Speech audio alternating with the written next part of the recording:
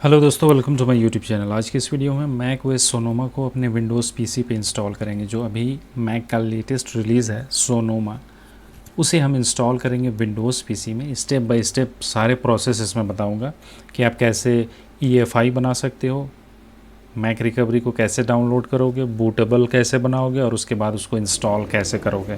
तो सारा step by step process होगा, तो वीडियो थोड़ा लंबा होगा। तो चलिए शुरू करते हैं। तो सबसे पहले आपको अपने पीसी के बारे में जानना होगा कि आपके पीसी में प्रोसेसर कौन सा है, ऑडियो चिपसेट कौन से लगे हुए हैं, लेन चिपसेट कौन सा है। उसी तरह इसके सारे डिटेल ले लेने हैं। विंडोज़ आइकन पे, आपका विंडोज़ 10 हो या 11 हो, किसी के विंडोज़ आइकन पे आपको राइट क्लिक करना है और डिवाइस मैनेजर पे जाना है। यहाँ पर आपको देखना है, सबसे पहले तो ऑडियो देख लो। यहाँ पर ये रियलटेक का है। उसके बाद आपको देखना है डिस्प्ले अडेप्टर। ये इंटेल का HD4600 है। ये हमें ध्यान में रखना है कि ये कौन कौन से इसमें चिपसेट लगे हुए हैं। उसके बाद हमें नेटवर्क अडेप्टर देखना है, ये फिर रियलटेक का है।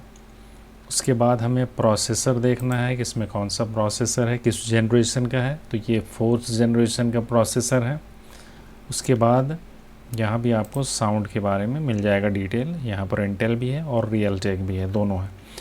तो ये डिटेल आपको जानकारी यहाँ से ले लेना है। वैसे एक इसके ऑफिशियल वेबसाइट पे, जैसे आपका कोई HP, डेल, लेनोवो का आपका कोई सिस्टम हो ब्रांडेड, तो आप उसके वेबसाइट पे जा कर के अपने सिस्टम मॉडल नंबर से सर्च करके ये मालूम कर सकते हो कि वो, तो ये डिटेल क्या क्या है। उसके बाद हमें एक वेबसाइट पे जाना है जिसका नाम है open install guide. Open core install guide लिख के सर्च करोगे, Dortania open core install guide GitHub, ये एक वेबसाइट आपको मिलेगा। इस पे ही हमें जाना है। यहाँ से गेट स्टार्ट करो। यहाँ पर कुछ इंस्ट्रक्शंस और इसके बारे में कुछ डिटेल में हमको बताया गया है, तो ये आप पढ़ लेना। यहाँ पर हार्डवेयर लिमिटेशन पेज भी है। आप यहाँ से CPU सपोर्ट, कौन कौन से CPU सपोर्ट करते हैं, GPU कौन से सपोर्ट करता है, मदरबोर्ड, तो इन सभी के डिटेल हैं। तो ये बहुत लंबा हो जाएगा वीडियो इन सभी डिटेल पे जाएंगे तो आप अपने हिसाब से यहाँ पर सर्च कर लेना। फ़िलहाल हम चलते हैं USB क्रिएट करने में। तो यहाँ पर USB क्रिएशन का एक सेक्शन है। यहाँ पर क्रिएट द USB पे क्लिक करो। आपको यहाँ पर ओपन कोर पैकेज और प्रॉपर ट्री, ये दोनों डाउनलोड कर लेना है। तो इसके रिलीज़ को डाउनलोड करना, प्रॉपर ट्री को भी हम डाउनलोड कर लेते हैं।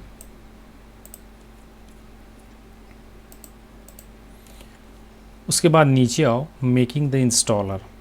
यहाँ पर मैं विंडोज़ यूज़ कर रहा हूँ, तो ये गाइड को मैं फॉलो करूँगा। आप लिनक्स यूज़ कर रहे हो तो इसको फॉलो करना, मैक यूज़र इसको फॉलो करेंगे। तो यहाँ पर विंडोज़ यूज़र पे जाते हैं। अब हमें एक पेन ड्राइव लेना है जो मिनिमम 4 GB का भी हो तो चलेगा। अगर आप 16 GB से ऊपर का पेन ड्राइव यूज़ कर रहे हो तो रूफूज़ मेथड आप यूज़ करना। यहाँ पर नीचे दिया हुआ है, रूफूज़ डाउनलोड करना और नॉन बूटेबल सेलेक्ट करना। GPT, BIOS, UEFI, कुछ नाम यहाँ पर लेबल में दे सकते हो। यहाँ FAT32 किलोबाइट डिफ़ॉल्ट रख के आप इसको फॉर्मेट करना। मेरे पास फ़िलहाल 8 GB का है तो मैं उसी को यूज़ करूँगा। तो फिर से ऊपर आते हैं। अब यहाँ पर हमें पाइथन इंस्टॉल करना है। आप माइक्रोसॉफ्ट स्टोर से पाइथन इंस्टॉल कर सकते हो। सिंपल आपको यहाँ पर पाइथन लिख के सर्च करना। आप इसके लेटेस्ट को यहाँ से डाउनलोड कर लेना। तो मैंने डाउनलोड कर रखा है, ठीक है। आप यहाँ पर गेट का यहाँ पर आपको एक ये मिलेगा बटन, आप उसको क्लिक करके इसको डाउनलोड इंस्टॉल कर लेना, ठीक है। इसको क्लोज करते हैं। उसके बाद है downloading Mac OS। Open core package में है ये, इसके यूटिलिटीज़ के मैक रिकवरी में। तो इसको हम मिनिमाइज़ करते हैं, इसको क्लोज़ करो। साइड बाय साइड देखने से ज़्यादा अच्छा है, समझ में ज़्यादा अच्छा आएगा। ओपन कोर रिलीज़, इसको हम एक्सट्रैक्ट करते हैं। इसको ओपन करो। इसके यूटिलिटीज़ में यहाँ मैक रिकवरी है।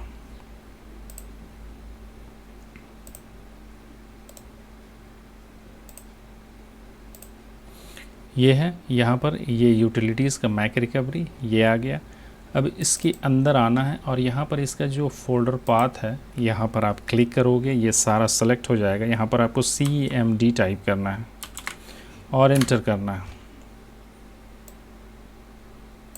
उसके बाद नीचे आओ, यहाँ पर आपको कमांड्स दिए हुए हैं मैक रिकवरी को डाउनलोड करने के लिए। हम सोनोमा डाउनलोड करेंगे तो हम ये कोड को कॉपी करेंगे, इसमें से कॉपी करके यहाँ पर राइट क्लिक करोगे, ये पेस्ट हो जाएगा। आप वेंचुरा डाउनलोड करना चाहते हो तो इसको कॉपी करना, हम सोनोमा इंस्टॉल कर रहे हैं इसमें, तो ये यहाँ पेस्ट हो गया। अब एंटर प्रेस करोगे तो मैक रिकवरी डाउनलोड होने लगेगा। आपको यहाँ एक नया फोल्डर दिखाई देगा, com.apple.recovery.boot, तो इसको डाउनलोड होने देते हैं पहले।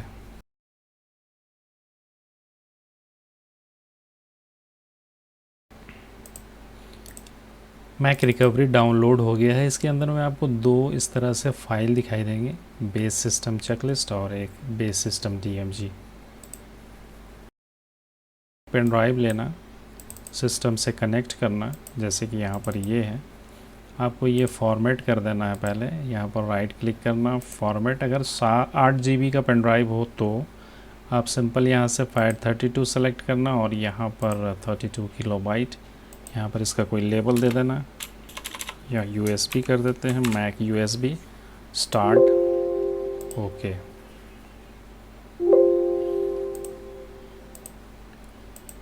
अब इसके अंदर हम पेस्ट करेंगे उस फाइल को जो अभी हमने डाउनलोड किया, मैक रिकवरी वाले। तो इसको यहाँ बाहर से ही आपको, यहाँ इस फोल्डर से ही, इसके अंदर में ये दोनों हैं, इस फोल्डर को कॉपी करो, यहाँ पर पेस्ट कर दो,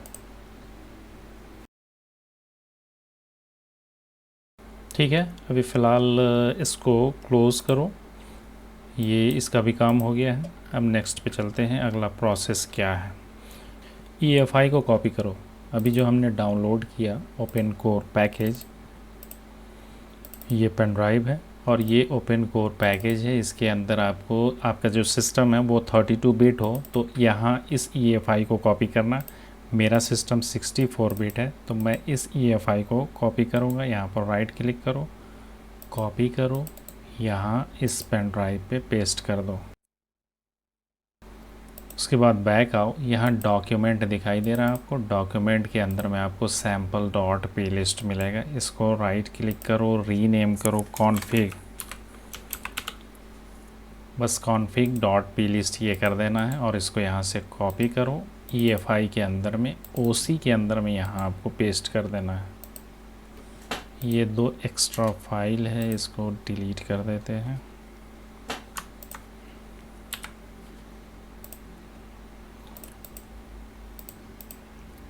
अब देखो इसके अंदर क्या है, बूट, यहाँ भी ये दो एक्स्ट्रा फाइल है, यहाँ पर बूट एक 64.EFI और यहाँ पर OC के अंदर में कई सारे फोल्डर है, ACPI ड्राइवर, कैक्स, रिसोर्सेस, टूल। अभी हमने ये कॉन्फ़िग यहाँ पर पेस्ट किया और ओपन कोर.EFI, इसको क्लोज़ करो, इसको एक साइड यहाँ पर करते हैं और इसके आगे का प्रोसेस अब देखते हैं।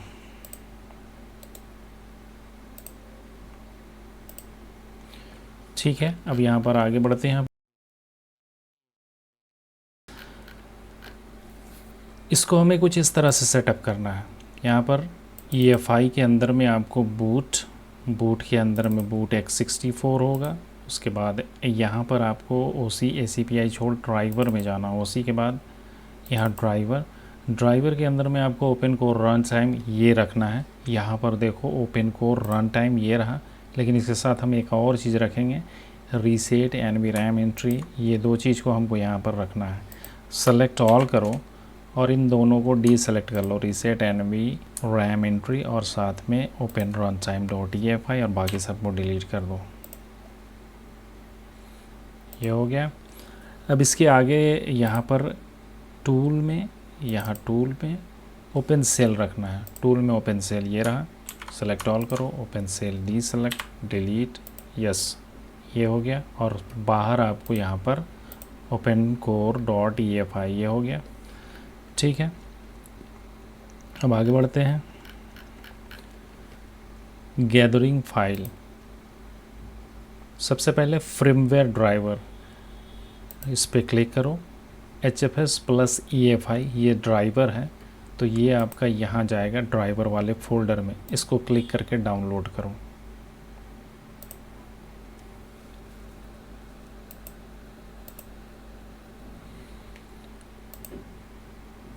यहाँ से इसको कॉपी करो ड्राइवर के अंदर इसको पेस्ट कर दो, इसको क्लोज करो। ये यहाँ पर पहले से है और साथ में हमने एक एक्स्ट्रा रखा है रीसेट एनवायरमेंट्री, इसका काम आगे आपको आएगा, इसलिए मैं यहाँ पर आप भी ये रखना है इसको। उसके बाद नीचे आओ, यहाँ पर लेगेसी यूज़र के लिए आपका सिस्टम बहुत ही पुराना है, अगर सेकेंड जनरेशन थर्ड जनरेशन जिसमें UEFI बायोस ना हो तो फिर आपको ये यहाँ पर डालना होगा। जो अभी हमने HFS प्लस EFI डाला ना, आपको ये डाउनलोड करना होगा HFS प्लस legacy.EFI, तो इसको डाउनलोड करके यहाँ पर पेस्ट करना। नीचे आओ कैक्स वाले फ़ोल्डर में, अब हम कैक्स में जाएंगे, ड्राइवर का काम हो गया, अब हम कैक्स को डाउनलोड करते हैं। तो देखो कैक्स में ये क्या है, मस्ट हैव लीलू और वर्चुअल SMC, हमें सभी सिस्टम को ज़रूरत है इसका, तो इसे दोनों को डाउनलोड करते हैं। हम सभी को डाउनलोड कर लेते हैं बारी बारी से, तो इसे क्लिक करो, इसके रिलीज़ को डाउनलोड करना।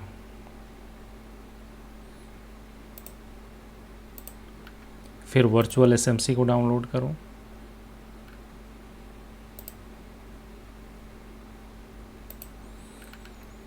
अब यहाँ पर है AMD प्रोसेसर के लिए, अगर आपका AMD प्रोसेसर है तो आपको ये डाउनलोड करना होगा। फिर रेडियन GPU हो उसमें इंटीग्रेटेड, तो आपको SMC रेडियन GPU ये भी डाउनलोड करना होगा। तो यहाँ पर पूरा गाइड है हर सिस्टम के लिए, आप यहाँ पर इस गाइड को फॉलो करते हुए अपने सिस्टम के अकॉर्डिंग EFI बना सकते हो, मैक को इंस्टॉल कर सकते हो। अब नीचे आओ, ग्राफिक्स के लिए वॉट एवर ग्रीन ये हमें चाहिए।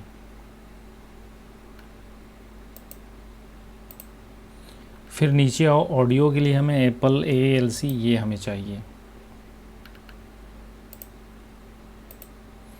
फिर नीचे आओ ईथरनेट के लिए, ईथरनेट के लिए मैंने बताया कि मेरा रियल टेक का है, तो मैं रियल टेक के इस कैक्स को यहाँ से डाउनलोड कर लेता हूँ।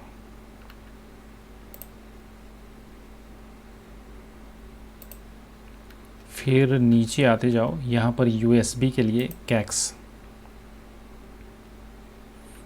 यहाँ रिलीज़ पे इसको डाउनलोड किया, इसके टूल को भी हम डाउनलोड करते हैं, इसका भी यूज़ लेंगे हम। रिलीज़ पे आना और यहाँ इसके विंडोज़ ज़िप फाइल को डाउनलोड, विंडोज़ EXE इसी को डाउनलोड कर लेना। फिर नीचे आओ, यहाँ पर देखो और भी गाइड हैं जो मैंने बताया कि यहाँ पर सारे सिस्टम के लिए है। यहाँ पर अगर आपका मदरबोर्ड कुछ इस कोड वाले हों जैसे H370 B360, तो आपको ये भी डाउनलोड करना होगा। वाईफाई और ब्लूटूथ हो आपके सिस्टम में तो आपको ये ब्लूटूथ फिक्स ये डालना होगा, और इंटेल का अगर आपका वाईफाई हो तो आपको ये डालना होगा, और इंटेल का ही ब्लूटूथ हो तो ये फ्रेमवेयर आपको डालना होगा। ब्रॉडकॉम वाईफाई हो तो आपको ये कैक्स डालना होगा।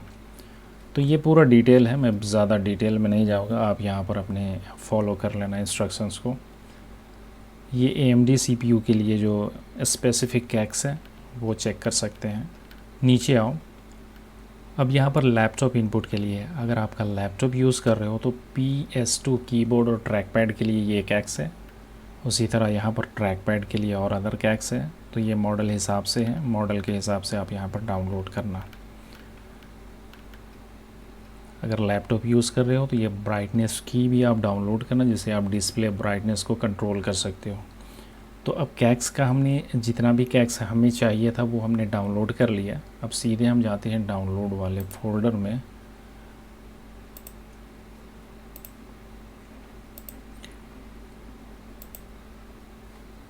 अब यहाँ से हम सभी को एक्सट्रैक्ट कर लेते हैं। USB टूल बॉक्स फर्स्ट में ही है तो हम इसी को पहले एक्सट्रैक्ट करते हैं यहाँ से।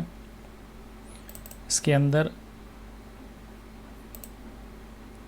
अंदर आपको USB toolbox.cax सिर्फ इसी को हमें कॉपी करना है और यहाँ इस पेन ड्राइव वाले कैक्स में पेस्ट कर देना है, यहाँ कैक्स वाले फ़ोल्डर में। बैक जाओ, अब रियल टैग ये लेन कनेक्शन के लिए है, लेन ड्राइवर, इसके अंदर आपको रिलीज़ मिलेगा, इसके अंदर ये जो कैक्स है इसको कॉपी कर लेना और यहाँ पेस्ट करो।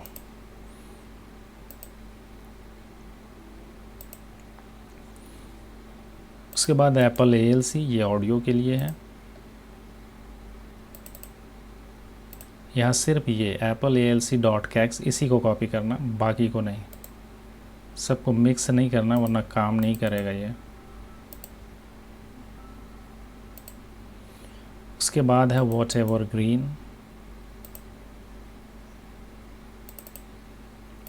whatevergreen.kex। उसके बाद वर्चुअल SMC।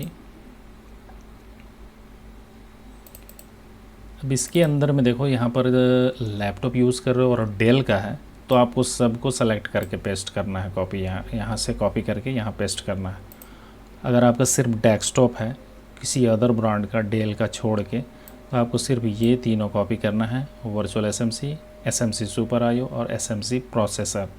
और अगर लैपटॉप है आपका तो फिर आपको ये और ये भी सेलेक्ट करना।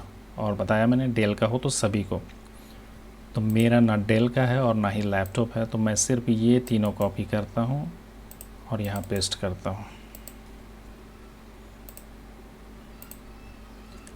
अब क्या बचा, लीलू।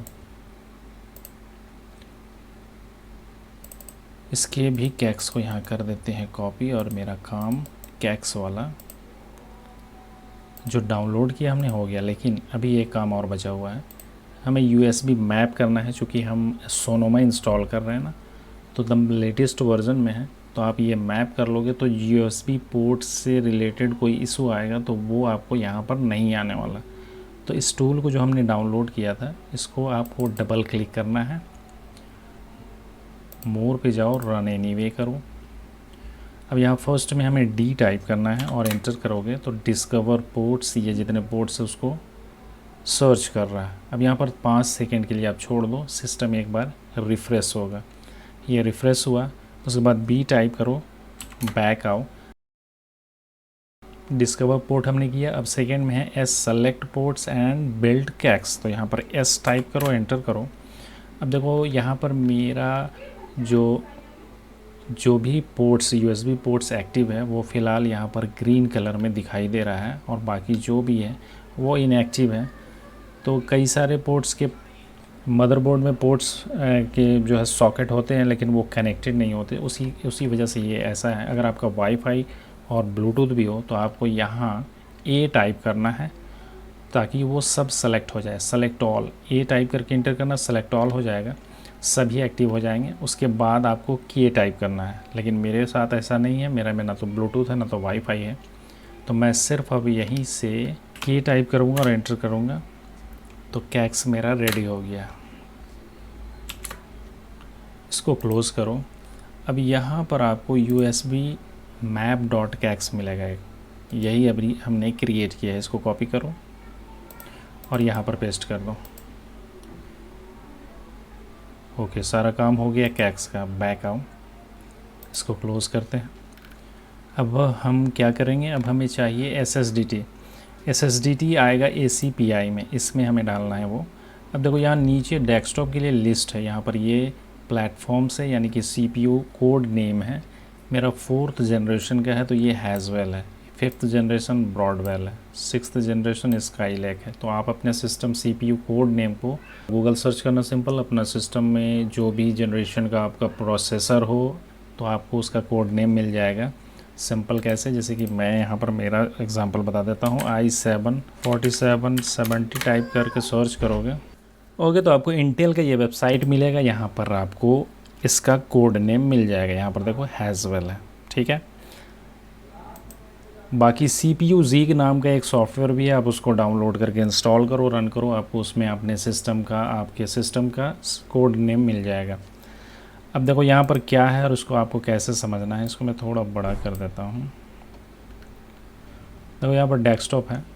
अब यहाँ पर देखो सभी का कोड नेम है, मेरा हैज़वेल है, तो मैं इसी का एग्जांपल दे रहा हूँ। अब ये जो बॉक्स दिखाई दे रहा है, इसके सीध में जितने बॉक्स आ रहे हैं वो सब इसके लिए अप्लाई होंगे। तो यहाँ पर यो नाम लिखा हुआ है, जैसे ये फर्स्ट बॉक्स ये आया तो यहाँ पर SSDT प्लग है, ये हमें क्रिएट करना होगा, और दूसरा ये SSDT EC ये।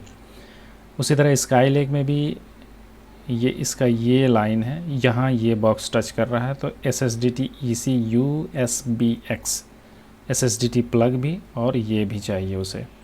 ठीक है, आगे और कुछ भी नहीं है। कॉफ़ी लेक हो तो आपको SSDT प्लग, ये बॉक्स में आओगे तो SSDT ECU SBX भी, यहाँ फिर यहाँ भी है SSDT AWAC, ये भी चाहिए आपको, और यहाँ फिर ये भी है SSDT PMC। तो समझ गए ये कैसे होगा। इस बॉक्स के लाइन में सीध में जितने बॉक्स को आपका माउस टच करेगा बिल्कुल सीध में, उसमें जो जो दिए हुए हैं वो SSDT हमें चाहिए। तो मेरा इसमें ये 2 बॉक्स में है SSDT प्लग और SSDT EC, तो बस हमें ये सिर्फ 2 ही चाहिए। तो इसको आप कैसे करोगे, यहाँ पर आगे बढ़ो, नीचे आओ और गेटिंग स्टार्टेड विद ACPI इस पर क्लिक करोगे तो यहाँ आ जाओगे। अब यहाँ पर देखो प्री बिल्ट भी आपको मिलेगा, चूजिंग द SSDTs। अब यहाँ पर देखो SSDT क्रिएशन,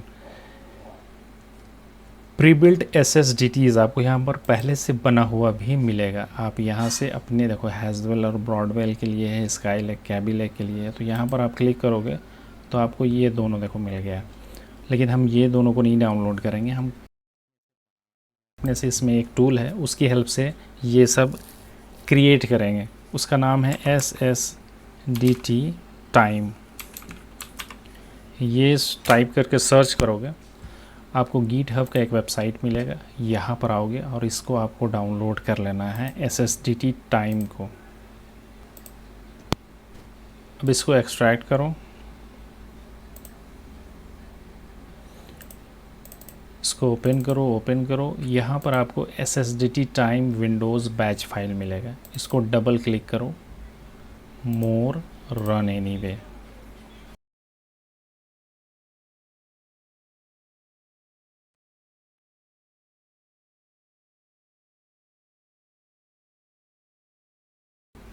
ठीक है, अब आपको फर्स्ट में यहाँ पर डंप करना है ACPI टेबल, तो P टाइप करना है और एंटर करना है।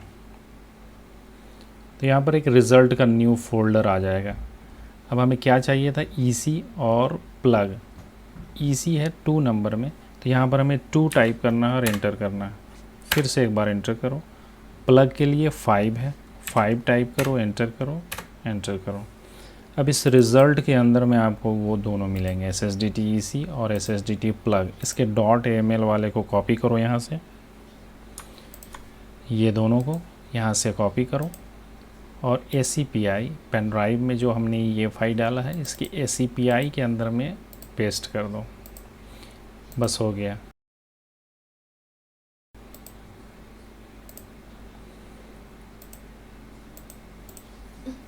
इससे बैक आओ, ACPI का काम हो गया, ड्राइवर का काम हो गया, कैक्स भी हमने इसमें डाल दिए। अब आगे बढ़ते हैं, आगे देखते हैं क्या है। अब आगे यहाँ नीचे आओ और कॉन्फ़िग ये दिखाई दे रहा है। कॉन्फ़िग में आपको अपने जो भी डेस्कटॉप है मेरा, तो हैज़वेल ये जो कोड नेम है यहाँ पर हमें क्लिक करना है। आपका आइवरी ब्रिज हो, आईवी ब्रिज जो भी है ये नाम, स्काईलेक हो तो आप ये क्लिक करना। स्काईलेक का कॉन्फ़िग करने का जो सारे इंस्ट्रक्शंस है वो आपको यहाँ फॉलो करना है। मेरा हैज़वेल है तो मैं हैज़वेल को यहाँ से फिर से क्लिक करता हूँ, ये हैज़वेल वाला ओपन हो गया है। अब यहाँ हमको यूज़ करना है प्रॉपर ट्री का, तो प्रॉपर ट्री हमने पहले डाउनलोड कर रखा है, तो प्रॉपर ट्री को फिर से हम ओपन करते हैं।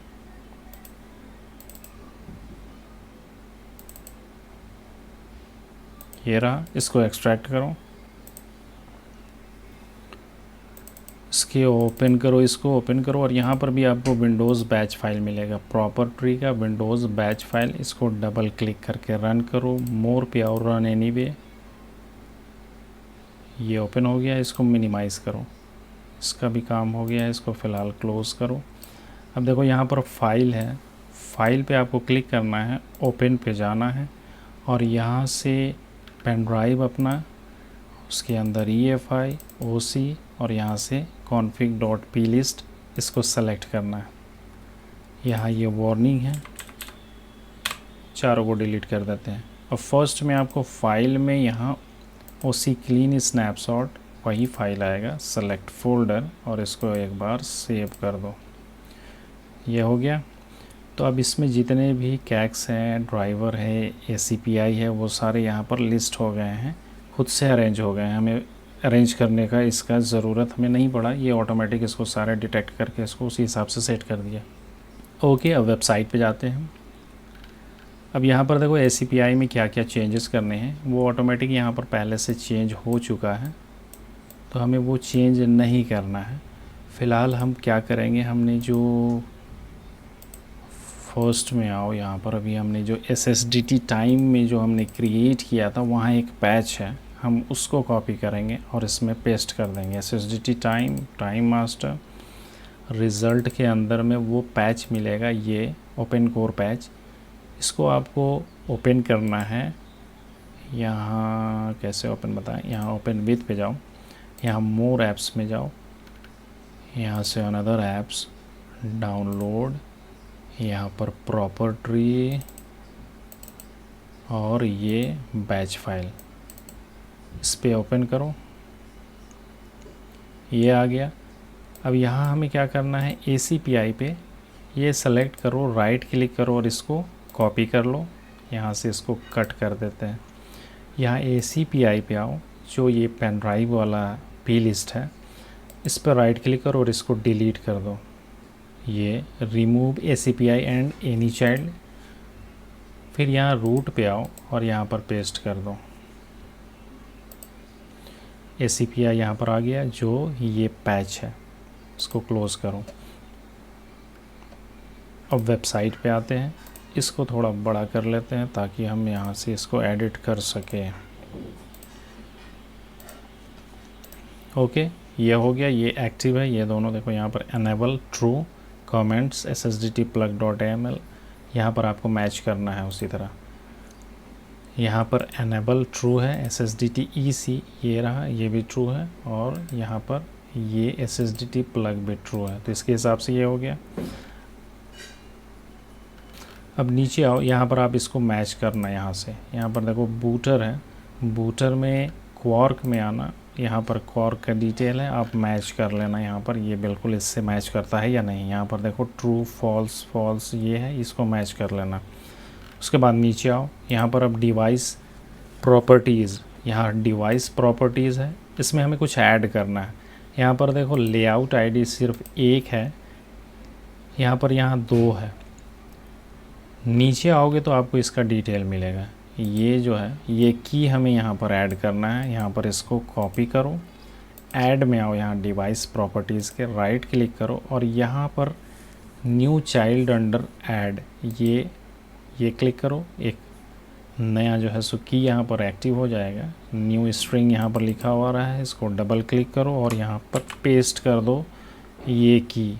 उसके बाद यहाँ पर स्ट्रिंग में यहाँ पर डबल क्लिक करो और इसको डिक्शनरी में चेंज कर दो। उसके बाद देखो ये कोड है, इसको कॉपी करो और इस की को जो भी हमने बनाया इस पर राइट क्लिक करो और यहाँ से new child under PCI root ये करना, इसको रीनेम कर दो इस नाम से। उसके बाद यहाँ पर डबल क्लिक करो और इसको डाटा में चेंज कर दो और ये कोड को यहाँ से कॉपी करो, फर्स्ट वाले कोड को, और यहाँ पर पेस्ट कर दो। हो गया। उसके बाद अब ये कोड हम क्यों यूज़ कर रहे हैं, क्योंकि हम iGPU यूज़ कर रहे हैं। मेरे पास कोई डेडिकेटेड ग्राफिक कार्ड नहीं है, तो प्रोसेसर के ही डिस्प्ले आउटपुट को हम यूज़ करेंगे मॉनिटर में।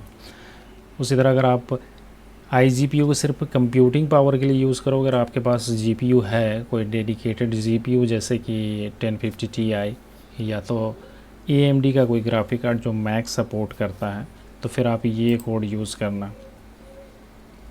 मेरे पास कोई डेडिकेटेड ग्राफिक कार्ड नहीं है, मैं ये यूज़ कर रहा हूँ। उसके बाद नीचे आपको डिवाइस ID मिलेगा, इसको आप कॉपी करो, फिर से PCI रूट, यहाँ पर फिर से राइट क्लिक करो और यहाँ पर फिर से एक न्यू चाइल्ड क्रिएट करो, इसको रीनेम करो डिवाइस ID से। और जो मेरा HD 4600 ग्राफिक्स है, आपको जैसे शुरू में मैंने दिखाया था कि मेरा ये है, तो मैं इस कोड को यहाँ से कॉपी करूँगा और यहाँ स्ट्रिंग से चेंज करके इसको डाटा में कन्वर्ट करके यहाँ पेस्ट कर देना है। कंट्रोल V से यहाँ पर ये पेस्ट हो गया, ठीक है। अब इसको मूव ऑफ कर देते हैं, इसको नीचे कर देते हैं, ये उसी हिसाब से है जैसा यहाँ फिगर में है। ठीक है, ये हो गया। अब नीचे बढ़ते हैं, डिवाइस प्रॉपर्टी का काम हो गया है। ठीक है, अब नीचे बढ़ते हैं, नीचे नीचे कर्नेल। अब कर्नेल पे हमें क्या चेंजेस करने हैं, क्वार्क में कर्नेल का क्वार्क में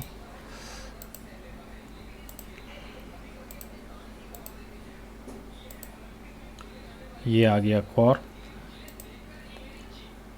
एप्पल CPU PMCFG लॉक, यहाँ पर एप्पल CPU PMCFG लॉक ये फॉल्स है, यहाँ भी फॉल्स है, ये ठीक है। मैक के वर्ज़न 10.10 से पुराने को यूज़ करोगे तो आप इसको एनेबल रखना, लेकिन हम चूँकि सोनोमा इंस्टॉल कर रहे हैं तो वो 14 पॉइंट समथिंग है, तो वो हमें ये फॉल्स ही रखना है।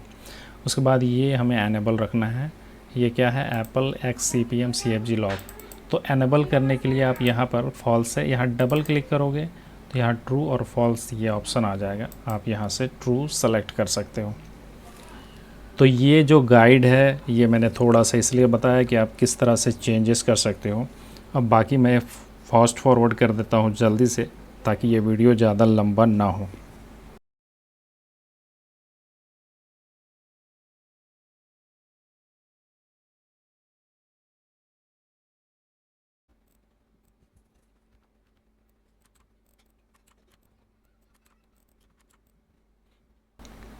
यहाँ पर बूट ARGs में आपको यहाँ पर तो वैल्यूज़ डालने हैं। यहाँ पर देखो, यहाँ पर ये जैसा इंस्ट्रक्शन है बिल्कुल उसी तरह आपको यहाँ पर कॉपी करना है और साथ में स्पेस देते जाना है।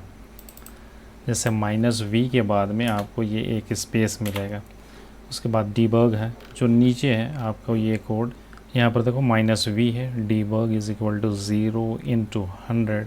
यहाँ पर वही सब टाइप करना और हर कमांड के बाद, हर वैल्यू के बाद आपको एक स्पेस देना है। ठीक है, और यहाँ पर ये GPU स्पेसिफाई बूट अर्ज है, GPU हो डेडिकेटेड तो फिर आपको ये इस्तेमाल करना होगा। इसी तरह यहाँ पर ऑडियो के लिए ALCID 11 मैं यूज़ कर रहा हूँ, क्योंकि मुझे ये पता है कि मेरा ALCID 11 ऑडियो के लिए मेरे में काम करता है। ठीक है,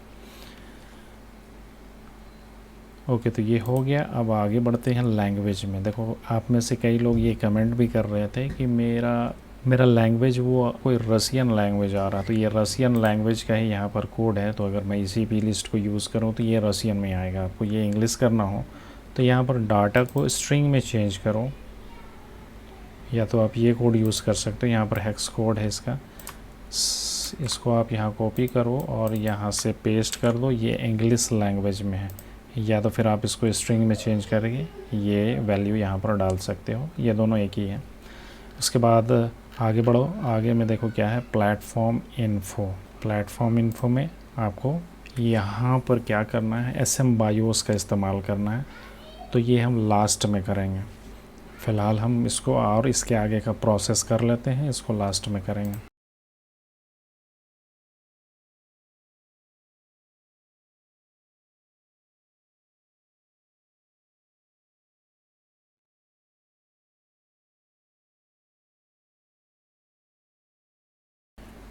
ओके, तो सारा एडिट जो भी यहाँ से हमें करना था वो हमने कर लिया। तो अब इसको सेव कर लेते हैं एक बार।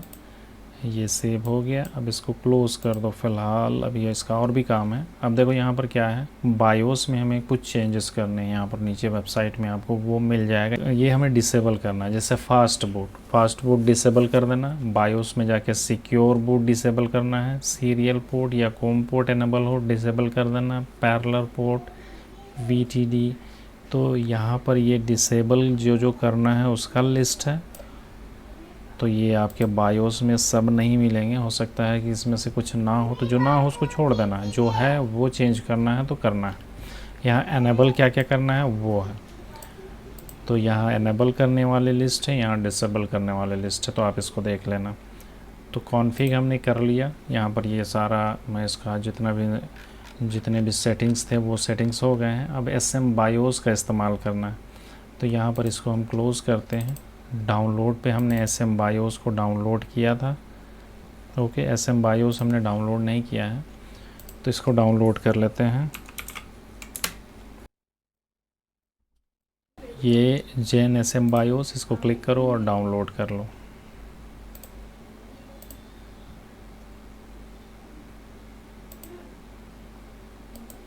इसको एक्सट्रैक्ट करो यहाँ से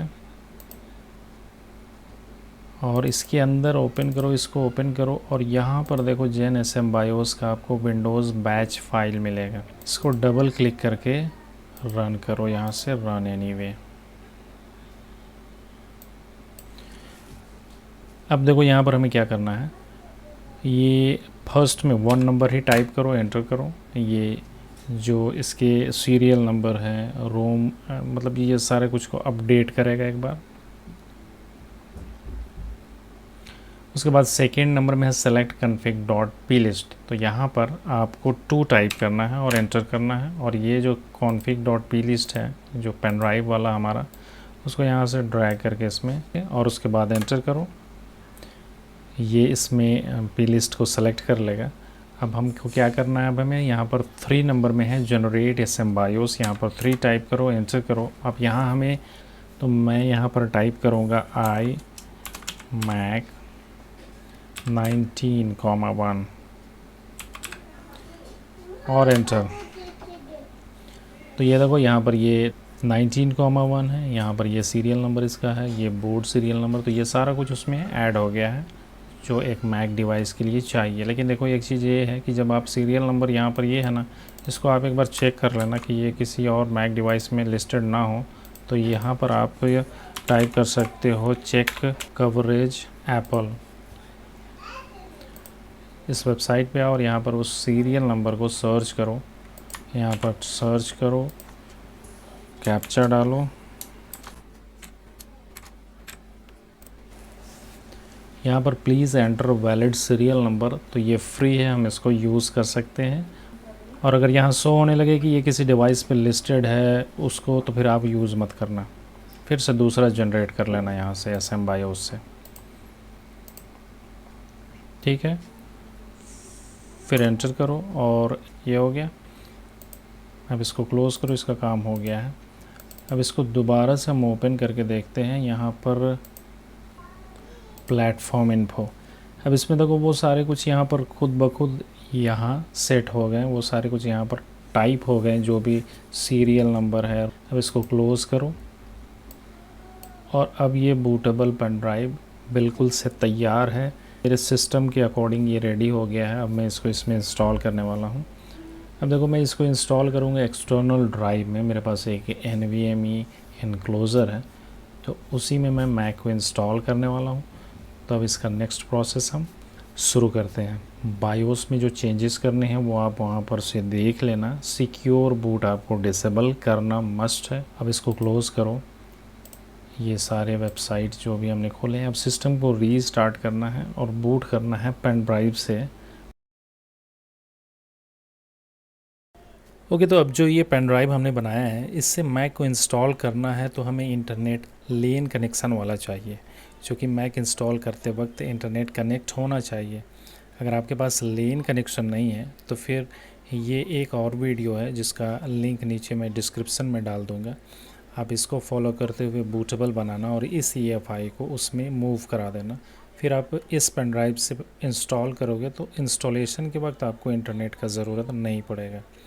अब चूँकि हम इसको एक्सटर्नल ड्राइव पे इंस्टॉल करने वाले हैं, तो मेरे PC से कनेक्टेड जितने भी हार्ड ड्राइव हैं मैं उन सभी को रिमूव कर देता हूं ताकि इंस्टॉलेशन मेरे लिए थोड़ा इजी हो जाए। आपके पास कोई ऐसा हार्ड ड्राइव हो जिसको आप रिमूव नहीं कर सकते तो कोई बात नहीं है, आप सिस्टम बार बार रीस्टार्ट होगा ना, उस वक्त में आपको बूट करना होगा हर बार पेन ड्राइव से, या बायोस में जाके आप पेन ड्राइव को डिफ़ॉल्ट प्रायोरिटी में सेट कर सकते हो। फिर पावर ऑन करो और सिस्टम में चूँकि कोई भी EFI नहीं है, सिर्फ पेन ड्राइव इससे कनेक्टेड है, तो सीधे ये पेन ड्राइव से ही बूट होगा। बूट होते ही आपको कीबोर्ड में स्पेस की प्रेस करना है तो फुल मेन्यू आ जाएगा।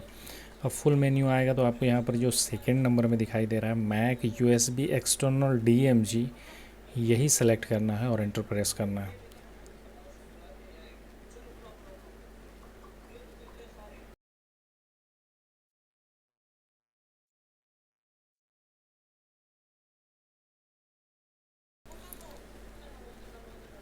देखो फर्स्ट बूट में आपको ये रिकवरी ऑप्शन आएगा, यहाँ पर आप डिस्क यूटिलिटी ये देख रहे हो सबसे नीचे, आपको ये सेलेक्ट करना है और कंटिन्यू करना है।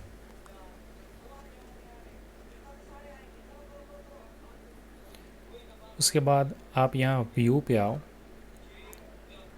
और यहाँ शो ऑल डिवाइस पे सेलेक्ट करो, तो आपको जितने भी ड्राइव कनेक्टेड हैं उनके नाम यहाँ शो होंगे। मैं इस पे इंस्टॉल करना चाहता हूँ तो मैं इसको सेलेक्ट करता हूँ और इसको इरेज़ कर देना है। तो यहाँ इरेज़ का ये ऑप्शन है, इसको क्लिक करो। यहाँ पर इसका कोई नाम दे देते हैं मैक ओएस।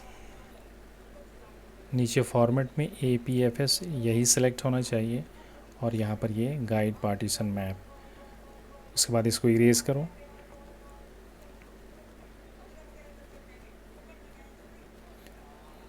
डन करो और इसको क्लोज़ कर दो। अब यहाँ री इंस्टॉल मैक ओएस सोनोमा ये सेलेक्ट करो और कंटिन्यू करो। यहाँ फिर से कंटिन्यू, यहाँ से अग्री करो। अब यहाँ वो पार्टीशन जो अभी हमने डिलीट किया, फॉर्मेट किया, उसको सेलेक्ट करो और कंटिन्यू करो।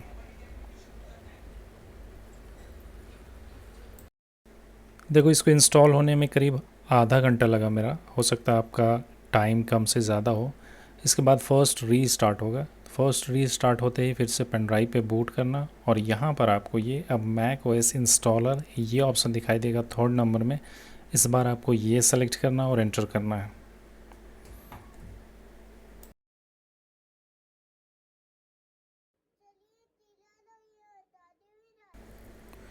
और फिर आपको एप्पल आइकन इस तरह से दिखाई देगा और ये इंस्टॉलेशन होने में भी आपको आधा घंटा लगेगा। उसके बाद फिर से सिस्टम रीस्टार्ट होगा, फिर से आप पेन ड्राइव पे बूट करना, फिर से मैक ओएस इंस्टॉलर ये चूज़ करो।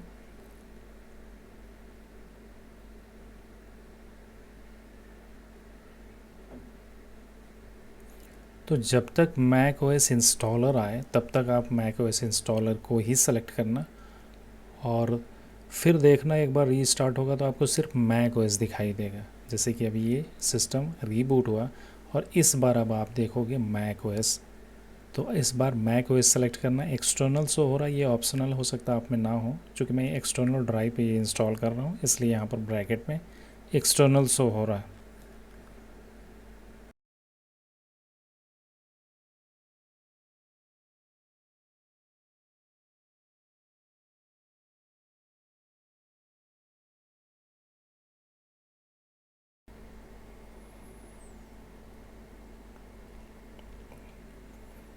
तो फाइनली घंटों की मेहनत के बाद एक बार आप अगर सही से मैक को अपने विंडोज़ पीसी पे इंस्टॉल कर पाओ तो फिर आपको ये फर्स्ट स्क्रीन दिखाई देगा जिसमें आपको फर्स्ट सेटअप करना है। लोकेशन मैनुअली चूज़ कर लेना अपना और फर्स्ट सेटअप कर लेना। अब देखोगे फर्स्ट सेटअप करने के बाद अगर आपका 4th जनरेशन का CPU हो तो फिर आपका ग्राफिक्स एक्सेलरेशन नेटिवली इसमें सपोर्ट नहीं करता, तो हम इसको पैच करेंगे। और अगर आपका 6th जनरेशन या उससे ऊपर का CPU हो तो ये आपको पैच नहीं करना पड़ेगा। तो सफारी ब्राउज़र ओपन करते हैं और यहाँ से हमें 2 फाइल डाउनलोड करना है। पहला है ओपन कोर लेगेसी पैचर। यहाँ पर टाइप करो, वो कुछ दिखाई नहीं दे रहा, GPU एक्सेलरेशन वर्क नहीं कर रहा, इसलिए डोटानिया का ही ऑफिशियल वेबसाइट है, इसी में जा कर के आपको ये टूल को डाउनलोड कर लेना है।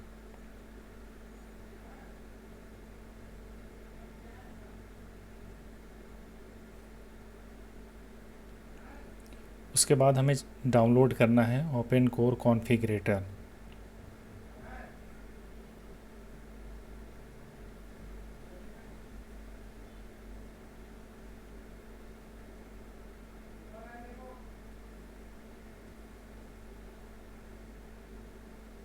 ओके, तो दोनों डाउनलोड हो रहे हैं। पहले डाउनलोडिंग कंप्लीट होने देते हैं, उसके बाद इसके आगे का प्रोसेस करते हैं।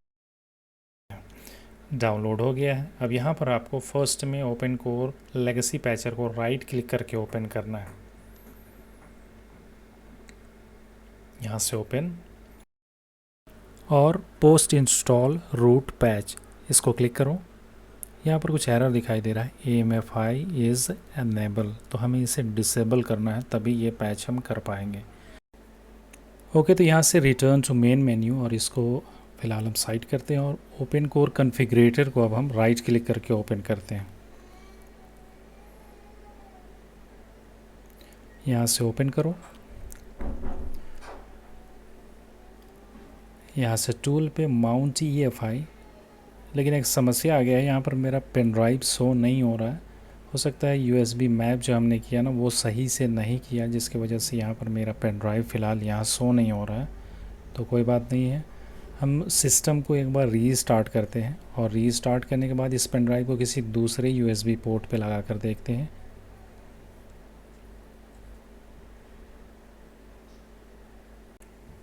ओके, इस बार पेन ड्राइव कनेक्ट हो गया, यहाँ पर शो हो रहा है। अब दोबारा से हम ओपन कोर कॉन्फ़िगरेटर को ओपन करेंगे और इस EFI को अपने उस ड्राइव पे मूव कराएंगे जिसमें अभी हमने मैक को इंस्टॉल किया है। ठीक है, तो यहाँ पर फिर से हम टूल पे जाते हैं, माउंट EFI, और यहाँ ये जो ड्राइव है इसी पे मैक इंस्टॉल, इसको माउंट करते हैं। अपना पासवर्ड जो आपने क्रिएट किया है वो पासवर्ड आपको यहाँ पर एंटर करना है, ओके करना है, यह माउंट हो जाएगा। यहाँ से ओपन पार्टीशन पे क्लिक करोगे, ये रहा, ये हम मैक OS का वो ड्राइव है जिस पे EFI को हमें मूव कराना है। तो यहाँ से हम इसको कॉपी करते हैं और यहाँ पेस्ट कर देते हैं।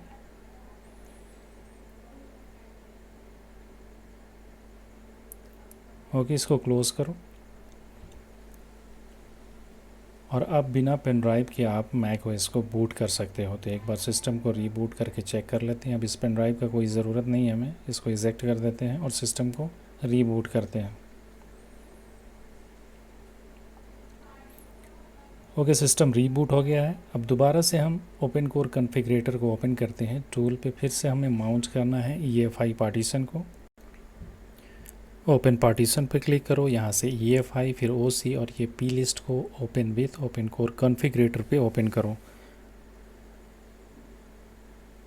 अब यहाँ NVRAM पे क्लिक करो, थर्ड नंबर पे आओ, boot.arg, इस पर हमें कुछ वैल्यूज़ ऐड करने हैं जिसका जो नीचे डिस्क्रिप्शन में आपको मिल जाएगा, वहाँ से आप इसको कॉपी करके पेस्ट कर देना।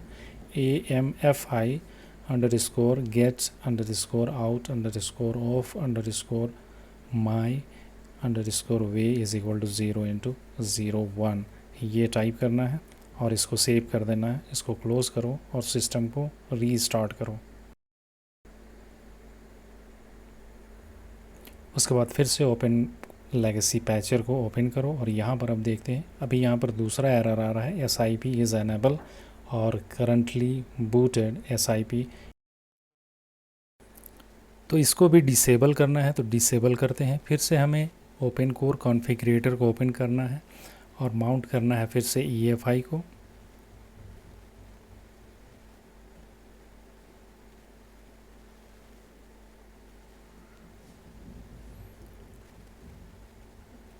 और P लिस्ट को हमें ओपन करना है ओपन कोर कॉन्फ़िगरेटर में।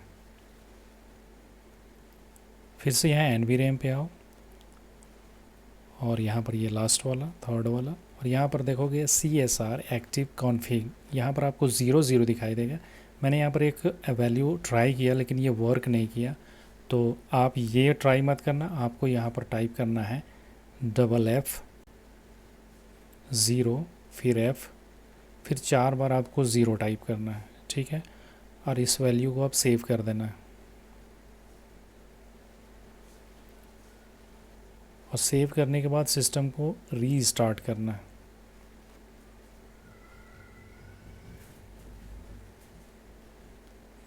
और सिस्टम रीस्टार्ट होने से पहले आपको रीसेट NVRAM, ये जो 5 नंबर में आपको जो ऑप्शन दिखाई दे रहा है, आपको एक बार ये चूज़ करना है।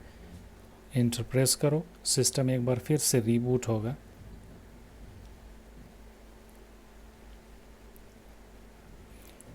इस बार हम मैक OS को चूज़ करेंगे।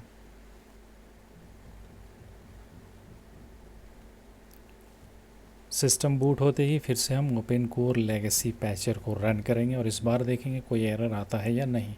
तो फिर से पोस्ट इंस्टॉल रूट पैच, और अब देखो अब यहाँ पर कोई एरर नहीं आ रहा है। स्टार्ट रूट पैचिंग का ऑप्शन यहाँ पर आ गया है, तो इसको क्लिक करते हैं, यहाँ से यस करते हैं, पासवर्ड एंटर करो और पैचिंग स्टार्ट हो गया है।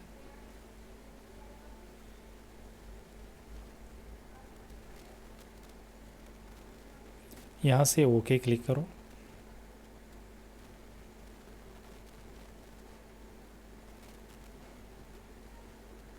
और सिस्टम को रीबूट कर लो। पैचिंग कंप्लीट हो गया है। तो एक बार सिस्टम को अब रीबूट करते हैं और फाइनली अब सिस्टम रीबूट होने के बाद आप देखोगे वॉलपेपर भी आपको यहाँ पर शो होगा, ग्राफिक्स भी आपको पूरा यहाँ दिखाई दे रहा है और ग्राफिक्स एक्सेलरेशन बिल्कुल एकदम रॉकेट की तरह काम करेगा, कोई भी लैग नहीं होगा, शटर नहीं मिलेंगे आपको, सिस्टम फंसेगा नहीं यूज़ करने में। वैसे पर्सनली बताऊं कि अगर आप कोई विंडोज़ पीसी में अगर हाई कॉन्फ़िगरेशन वाला पीसी हो आपका, उसमें आप मैक को विदाउट एनी एरर इंस्टॉल कर पाओ, तो फिर आप इसको जो यूज़ करोगे ना उसका फ़ील अलग ही लेवल का होगा। इसका ऑप्टिमाइजेशन, ओएस ऑप्टिमाइजेशन इतना बेहतर है कि आप कोई भी एप्लीकेशन को जब इसमें यूज़ करोगे ना तो एकदम स्मूथ मक्खन की तरह काम करता है। जबकि ये मेरा 4th जनरेशन का CPU है, लेकिन इसमें भी मैंने जब फाइनल कट प्रो को यूज़ किया ना तो 1080p के वीडियो एडिटिंग इतने अच्छे से हो रहे थे इसमें, बिना शटर का, बिना लैग का आप इसमें स्मूथली काम कर सकते हो। और ग्राफिक कार्ड है तो फिर आप 4K लेवल के भी वीडियो एडिटिंग आराम से इसमें कर सकते हो, और साथ ही इसमें ऐप वगैरह यूज़ करने का तो अलग ही मज़ा है। तो आज की वीडियो में बस इतना ही। अगर इस वीडियो से रिलेटेड कोई सवाल हो तो नीचे आप कमेंट कर सकते हो। वीडियो पसंद आया है तो लाइक कर देना, मेरे चैनल पे पहली बार आए हो सब्सक्राइब कर लेना, और मिलते हैं अगली वीडियो में। तब तक लिए बाय बाय।